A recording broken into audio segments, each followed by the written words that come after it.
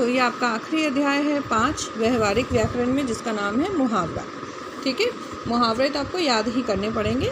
फिलहाल मुहावरा है क्या, बस मैं आपको इस अध्याय में समझा दूंगी। मुहावरा शब्द अरबी भाषा की धातु हे बाब रे से व्युत्पन्न हुआ है, जिसका अर्थ है लौटाना। इसी धातु से हाबर शब्द भी बनता है, जिसका अर्थ है प्रश्नोत्तर या बातचीत करना के रूप में लिया जाता है। अरबी में हाबर शब्द से क्रियार्थक संज्ञा के रूप में मुहावरा शब्द बना तथा इसका फारसी में मुहावरा रूप मुहावरा की मात्रा है विकसित हुआ। इसी मुहावरा से हिंदी की बोलचाल की भाषा में मुहावरा रूप विकसित हुआ। जैसा कि आपको पता है, संस्कृत के तत्सम शब्द से ही हमारा तद्भव शब्द विकसित हुआ है। तो ये तत्सम शब्द में था मुहावरा और ये हिंदी में आके मुहावरा रूप में विकसित हो गया। हिंदी मुहावरा कोश में मुहावरा की परिभाषा इस प्रकार दी गई है। मुहावरा भाषा विशेष में प्रचलित उस अभिव्यक्ति इकाई को कहते हैं जिसका प्रत्यक्षार्थ से अलग रूढ़ लक्ष्यार्थ के लिए किया जाता है। तो जब भी हम मुहावरे का प्रयोग करते हैं, वो प्रत्यक्ष रूप को नहीं दर्शाकर लक्ष्यार्थ रूप को दर्शाता है, मतलब जिस बात का लक्ष्य करके बोला जा रहा है। इसी परिभाषा से मुहावरे के विषय में निम्नलिखित बातें सामने आती हैं।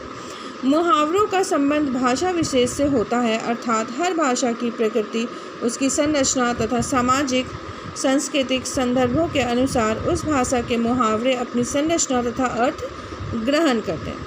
मुहावरों का संबंध हमारे भाषा विशेष से होता है। हम कैसे भाषा बोलते हैं, हिंदी में बोलते तो हिंदी में जो आपको मुहावरे मिलेंगे वो हिंदी भाषा के मिलेंगे, अर्थात हर भाषा की जो प्रकृति होती है उसी की संरचना के अनुसार ही मुहावरे बनाए जाते हैं। मुहावरों का अर्थ उनके प्रत्यक्षार्थ से भिन्न होता है, अर्थात मुहावरों के अर्थ सामान्य उक्तियों से भिन्न हटकर होते हैं। इसका तात्पर्य यही है कि समान उक्तियों या कथनों की तुलना में मुहावरों के अर्थ विशिष्ट होते हैं। कभी भी जो सामान्य बात है उसको विशिष्ट रूप से कहा जाता है, किसमें, मुहावरे में। मुहावरों के अर्थ अभिधापरक न होकर लक्षणापरक होते हैं, अर्थात उनके अर्थ लक्षणा शक्ति से निकलते हैं तथा अपने विशिष्ट अर्थ लक्ष्यार्थ में रूढ़ हो जाते हैं। तो यहाँ पे जो मुहावरे हैं वो कभी भी जो अभिधापरक नहीं होकर लक्षणापरक होते हैं, मतलब किस बात को ले करके मुहावरा बनाया गया वो सीधे सीधे ना कह करके एक विशिष्ट अर्थ में कहा जाना लक्ष्यार्थ हो जाता है। ठीक है, उसी में ये बदलकर रूढ़ बन जाते हैं। उदाहरण के लिए अंगूठा छाप होना मुहावरे का प्रत्यक्ष या अभिधेयार्थ है। वह व्यक्ति जो कुछ भी छापने लिखने के लिए अपने अंगूठे का प्रयोग करता है, किंतु लक्षणा से इसका अर्थ निकलता है कि वह अनपढ़ है।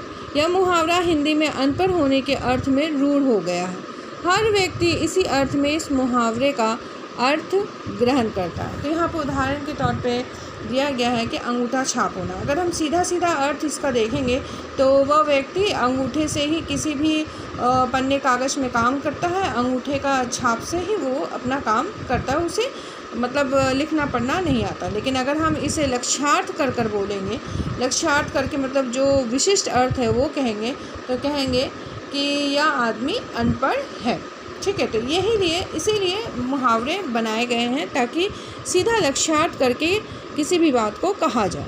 इस तरह से मुहावरे किसी भाषा विशेष में प्रयुक्त होने वाले वे वाक्यांश हैं जो अपने वाच्यार्थ के स्थान पर रूढ़ लक्ष्यार्थ को व्यक्त करने के साथ साथ उस भाषा भाषी समाज की मानसिकता, विचारधारा तथा विश्वासों को भी प्रकट करते हैं। अतः परिभाषा के रूप में कहा जा सकता है कि मुहावरे वो वाक्यांश है जो किसी भाषा में अपने सामान्य अर्थ प्रत्यक्षार्थ को छोड़कर किसी विशिष्ट अर्थ लक्ष्यार्थ में रूढ़ हो जाते हैं, बदल जाते हैं। तो प्रत्यक्ष जो बात कही जाती है वो ना कहकर बिल्कुल लक्ष्य करके बात कही जानी, मतलब पढ़ा लिखा नहीं है ये प्रत्यक्ष रूप से आप जानते हैं, परंतु लक्ष्य करके क्या बताना है, हाँ वो अनपढ़ है। एक ही मतलब शॉर्ट वे में आप इस बात को लक्ष्य करके कहते हैं। मुहावरा, इसके प्रमुख अभिलक्षण क्या है? मुहावरों का संबंध भाषा विशेष से होता है और उस भाषा भाषी समाज की पहचान कराने वाला होता है। मतलब कौन सी भाषा प्रयोग कर रहे हो? हिंदी भाषा है तो हिंदी भाषा का मुहावरा हिंदी भाषा को प्रदर्शित करता है। संरचना के स्तर पर मुहावरा संपूर्ण वाक्य न होकर एक वाक्यांश या कुछ पदों का समूह पदबंध होता है। वाक्यांश क्या होता है? एक पूरा वाक्य नहीं होता है, एक पूरे वाक्य का एक छोटा सा अंश होता है जिसे हम मुहावरा कहते हैं, एक छोटा सा पदबंध कहते हैं। मुहावरों का अभिधेयार्थ या मुख्यार्थ ग्रहण नहीं किया जाता, बल्कि लक्षणा शक्ति से निकलने वाले लक्ष्यार्थ लिए जाते हैं। कभी भी हम मुहावरों को जब सुनते हैं या पढ़ते हैं तो वो किस लक्ष्य को करके बोला गया है, किस अर्थ में कहा गया, उसका विशिष्ट अर्थ क्या है, हम उसको पकड़ते हैं, ना कि हम मुहावरे को पकड़ते हैं। मुहावरे अपने लक्ष्यार्थ या विशिष्ट अर्थ में रूढ़ हो जाते हैं। मुहावरे जो होते हैं वो लक्ष्य करके जो विशिष्ट बात कही गई है या विशिष्ट अर्थ में जो बात कही गई है उसमें रूढ़ हो जाते हैं, वो उसमें बदल जाते हैं। आप उनके अर्थ को पढ़ेंगे, मुहावरे को आप प्रयोग करते हैं लेकिन वो किस अर्थ में प्रयोग करते हैं, हम उस अर्थ को पढ़ते हैं। मुहावरों में जिन शब्दों का प्रयोग हुआ है उनके स्थान पर उन शब्दों के अन्य पर्याय शब्द नहीं रखे जा सकते, क्योंकि ऐसा करने से मुहावरों से निकलने वाले विशिष्ट अर्थ नष्ट हो सकते हैं। जैसे उल्टी गंगा बहाना के स्थान पर उल्टी भागीरथी बहाना हम नहीं कह सकते, या गागर में सागर भरना के स्थान पर मटके में समुद्र भरना हम नहीं कह सकते, क्योंकि इससे क्या होगा कि इसका अर्थ जो है वो नष्ट हो जाएगा, जिस अर्थ में ये मुहावरा कहा गया है। मुहावरों का वाक्य से बाहर कोई अस्तित्व नहीं होता। जब ये वाक्य में प्रयुक्त होते हैं तभी अपना अर्थ व्यंजित करते हैं। तो मुहावरे हम कभी भी बोलते हैं ना तो किसी वाक्य में ही बोलते हैं या किसी के लिए बोलते हैं। तो मुहावरे जो होते हैं वो वाक्य से बाहर प्रयोग नहीं किए जाते। मुहावरों का एक विशेष अर्थ होता है, विशेष अर्थ में ये प्रयोग किए जाते हैं और वाक्य के बाहर ये प्रयोग नहीं किए जाते।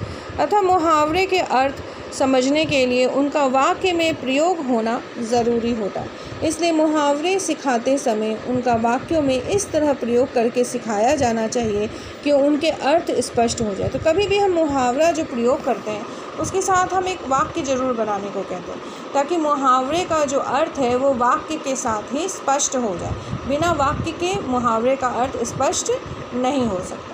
तो मुहावरा क्या है और उसके अभिलक्षण क्या है यह आपको मैंने इस वीडियो में बता दिया। अब इसके बाद हम पढ़ने वाले हैं मुहावरे भेद प्रभेद, वो मैं आपको अगले वीडियो में पोस्ट करूँगी। और इसमें बहुत से उदाहरण दिए गए हैं मुहावरे, उनके अर्थ, उनका वाक्य में प्रयोग। तो 300 साढ़े 300 मुहावरे आपको दिख रहे होंगे इसमें दिए हुए हैं। तो मैं इतने सारे मुहावरे तो आपको नहीं कराऊंगी, लेकिन हाँ आपको ये दे दूंगी PDF के रूप में। आप इसको याद ज़रूर करेंगे, क्योंकि जब पूछा जाएगा परीक्षा में तो इनमें से पूछा जाएगा, तो आपको ये आना चाहिए। ठीक है, तो अगले वीडियो में अब मैं आपको पोस्ट करूंगी मुहावरे, उसके भेद और प्रभेद। मुहावरे के भी भेद होते हैं और प्रभेद होते हैं, उसे अगले वीडियो में मैं आपको पोस्ट करूंगी, और साथ ही साथ उदाहरण भी। तो उदाहरण के रूप में आपको कुछ मुहावरे दूंगी, फिर PDF बना के दूंगी। ठीक है क्लास 10, धन्यवाद।